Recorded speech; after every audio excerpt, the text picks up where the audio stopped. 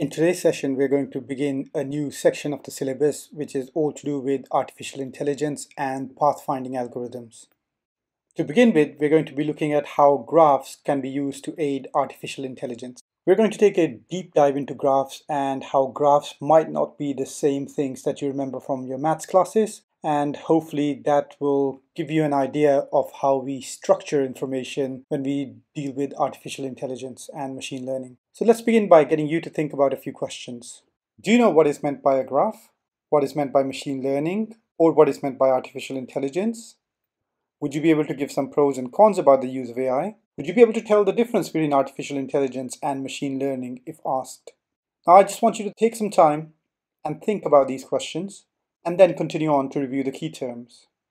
Okay, let's start with graph. Graph is a structured data type that has nodes, which are entities that hold information, and edges, which are the connections between the nodes that can also hold information. We're going to be looking at that today. Node or vertex are fundamental units from which graphs are formed, and these are the points where the edges converge. Artificial intelligence, if you didn't work it out by now, are basically intelligent machines that can think and behave like humans. Machine learning, on the other hand, are systems that learn without being programmed to learn. There's a word that we'll encounter a lot in this section, and that's traverse. So graph traversal or traverse is the process of visiting, checking, or updating each node or vertex in a graph. But before we get into graphs in a bit more detail, I want you to do some research. Take about 10 minutes to think about 3 examples of AI and machine learning in your home. Then I want you to pick one and find out how it actually works. Now this will give you a deeper understanding of how AI or machine learning systems work on a day-to-day basis. I'm hoping that you've already picked up that the Netflix algorithm or the YouTube algorithm that you use to watch videos, perhaps you're using AI like Siri or Alexa or Google Home. Perhaps you are looking at how artificial intelligence works in the video games that you play. Those kind of examples are things that you picked up, and you are probably investigating that in a bit more depth. If you haven't worked that out, any of these 3 areas would be a useful way for you to explore how AI is used in our daily lives. So let's begin by looking at graphs in a bit more depth. The ones on the right of the screen are not graphs. Well, not really graphs in the machine learning artificial intelligence sense. These are mathematical graphs. They are fine in maths, but we do not consider these as graph in AI. Graphs in artificial intelligence or machine learning are the ones on the left of your screen. These are nodes which have relationships, and we put data either on the node itself or on one of the edges that connects a node to another node. So what's the purpose and what's the structure of a graph like this? Why do we need it? Well, a graph in the context of graph theory in particular is a structured data type that has nodes, those circles, which are entities that hold information, and edges, which are the lines, the connections between the nodes that can also hold information. So a graph is not just a way of structuring data, but a graph can be a data point in itself. What do we mean by that? Well, think about this. We could create a graph of all the houses on a particular street, and that graph could be paired with other graphs that are made of other streets, and then that could be part of a city or an area, and then all of those areas could be part of a metropolitan area, and then eventually a country. So a graph in itself could have data, but could also be a data point in a bigger graph. Graphs of these type are of non-Euclidean data, which means they exist in 3D space, unlike other data types like images, text, integer, and all of those kind of things. So graphs allow us to operate in 3-dimensional space, and henceforth they are very useful in navigation and pathfinding. So what's the structure of a graph? We just looked at the purpose. What's the structure?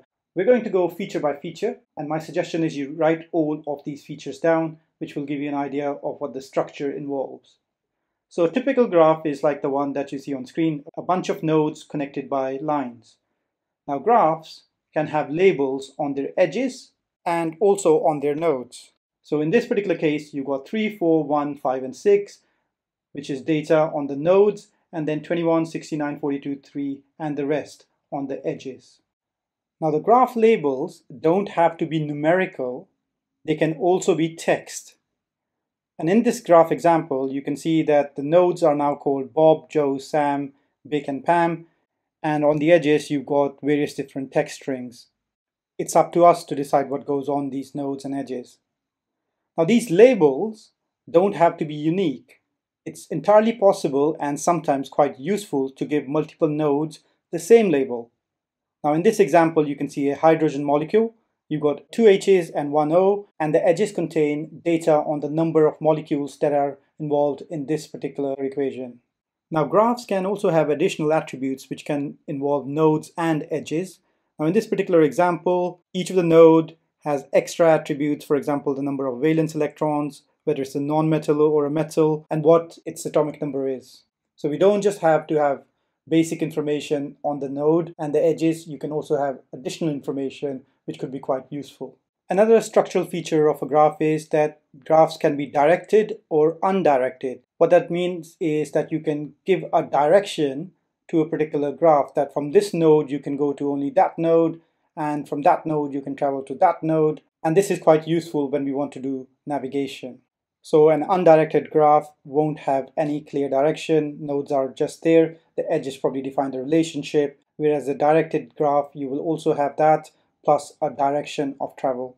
And that allows you to traverse a graph, so you can travel to work out what the best route is, perhaps, between two different nodes. In this particular example, you've got Bob, Joe, Sam's, and the rest, and you can work out how many steps it takes from Bob to Big's if you follow the arrows. So in this particular case, John is at Bob's, which is t is equal to 0, and if you want to go to Big's, he'll have to do 1, 2, 3, and 4 steps. So by the time he gets to Big's, t is 4, and t could be time or any other attribute that's been defined by the designer.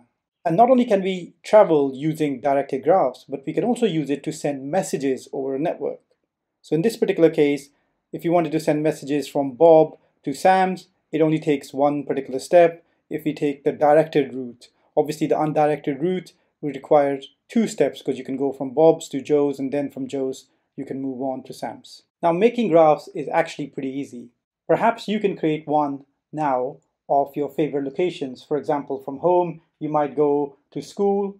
In school, you might go to different classrooms, and you might have your location names on the nodes and the time it takes to travel between each location on the edges, or perhaps the distance if you're traveling within a particular city. So try to take 10 minutes and create a graph of your own, as this will allow you to get a better understanding of how the structure of a graph is.